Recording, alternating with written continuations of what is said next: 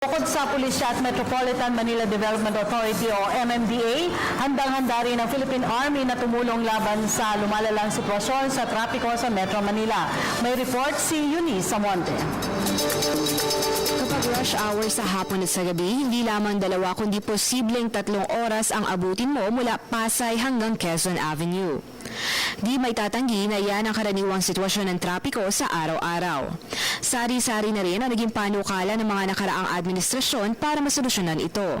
Sa ilalim ni Pangulong Aquino, ang odd even scheme ng mga sasakyan sa Metro Manila ay ipinatupad kada linggo. Nauna na rin ipinatupad ang Unified Vehicular Volume Reduction Program sa panahon ni dating Pangulong Fidel Ramos noong 1996. Sa ilalim nito, bawal magbiyahe ang mga odd ending plate number tuwing MWF at bawal naman ang even tuwing TTHS.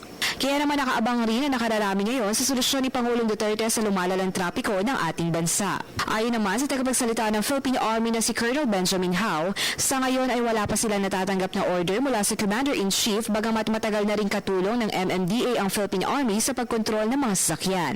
Tumutulong naman tayo, pero dito sa Metro Manila, unique ang sitwasyon dito. Traffic sa Metro Manila, tutulong sundalo, handa kami tumulong. Hindi namin nakatrasan yan. Kung merong appropriate orders na bibigay sa amin, i-issue sa amin, tutulong kami. Pero nakikita rin namin yung challenge niyan. So kailangan namin ihanda yung aming mga puwersa, aming mga tropa sa ganitong challenging na trabaho. Aniya, noon pa man ay nakakatulong na ng LTO at LTFRB ang mga nasa field units ng militar lalo na sa mga checkpoints. Magiging challenging man, handa naman daw ang Philippine Army sakaling maglabas ng order ang Pangulo at ang kanilang Commander-in-Chief. Para sa Telebisyon ng Bayan, ako si Eunice Samonte.